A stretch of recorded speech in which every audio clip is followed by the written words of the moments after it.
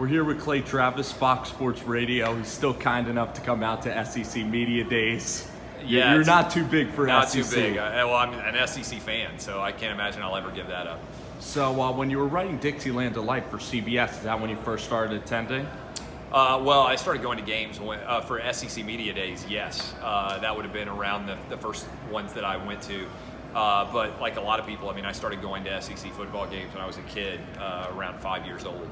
So I remember my first game was Tennessee-UCLA back in 1986, I think, or 1985. Mm-hmm. So it's been a long time. And your dad would drive you all the way to Knoxville for the games? Yeah, it was a big deal when I was a kid, going to a stadium that I think seated 97,000 at the time. It was about as big of a deal as there was in the state of Tennessee. Now, certainly things have changed a little bit since. You got the Grizzlies in Memphis, you got the Preds in Nashville, and obviously the Tennessee Titans. Yes. But when I was a kid, the biggest experience possible in the state was going to Knoxville for a game in Neyland.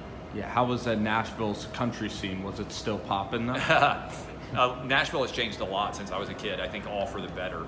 It's become just a more cosmopolitan city. There's more good options than there were when I was a kid. But yeah, like Vanderbilt, basketball used to be the biggest draw in the city of Nashville, and now it's like the 8th or 9th biggest draw. So do your kids know more Predators players or Titans players? It's a good question. Well, there's more there's more Titans players, but they might know. That's a good question. I hadn't even thought about it because the Pred season just ended. They were more in on the Pred season because the Preds were better than the Titans were. But my 7-year-old and my 10-year-old are both obsessed with Madden. So I think the answer would probably be the Titans. That's good. At least not Fortnite. I hope not yet. Oh, they play a lot of Fortnite too. Oh gosh. And Minecraft. So Clay, your grandfather played for Tennessee? Yeah, that's right. He played for General Neal in the 1930s. What, linebacker? He was an offensive lineman. Okay. They were just tackles back then. I think that a lot of times they played both ways, so he was a tackle. He was defensive. Yeah. Did your dad play football? My dad did not. I did not. I never went, even though I grew up in Nashville, I never went to a school with a football team.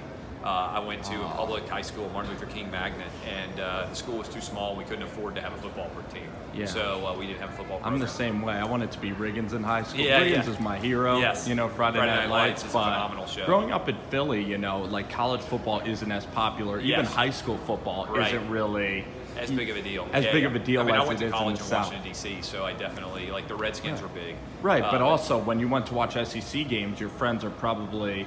They were probably not even passionate about it at all. Not interested at all in college football. I tried to recruit a couple of friends to come down with me just to hang out, try to get interviews, and for some odd reason they said no to hang out in a hotel. Yes. But Clay, so your grandfather, and thanks for taking the time, this is awesome.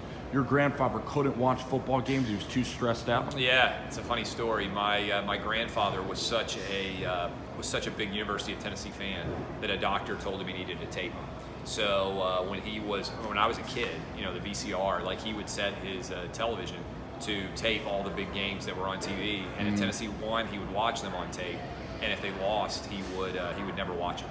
So he was. That's how much he cared. That almost takes the fun out of it, though. Oh well, yeah. I think certainly that took the stress out of it. The worst thing is my dad. I was watching a tournament game. Yeah. Wichita State, and my dad didn't tell me what happened, and they ended up losing. Yeah. And it was on tape delay. That was the worst. Worst experience. Yeah. But having you here, you wrote Dixieland Delight. Is it pretty crazy now? It's crazy to me that it's been a decade and people are still reading it and still enjoying it, and that is, it's from a writing perspective. If somebody comes to you and they say, that book I know came out in 2007, but now it's 2018, and people are still reading it, and it still has a lot of the same vibe and a lot of the same enjoyment that it had in 2007. To me, that as a writer, that's something that you aspire to and hope, but you're putting something out there and you have no idea how it's going to age. Is it crazy also that in Vegas people are going to be paying to have a party hosted by you? Could you have imagined that? No, I would not have ever imagined that. That's a good gig when you get to go to Las Vegas and make money as opposed to them taking money from you. Absolutely. I want to ask you one more question, Clay. Thanks so much for joining us. Out of all the friends that have traveled with you to the games, who's the most fun to go with? Is it Chris Vernon? Is it LT? What are some of the crazy Vernon Those guys were both awesome. I would probably say still my dad, because I think that's what makes SEC football so unique, is being able to share experiences with your family. And to me, being able to watch games with my dad is why I became an SEC fan, and I hope it's why my boys will be SEC fans as well. You got to get your boy off the Bama bandwagon. Yeah, I know, no kidding at all. They I need Nick Saban to retire and then start losing some games for sure. You do. Thanks, Hey, I Chris. appreciate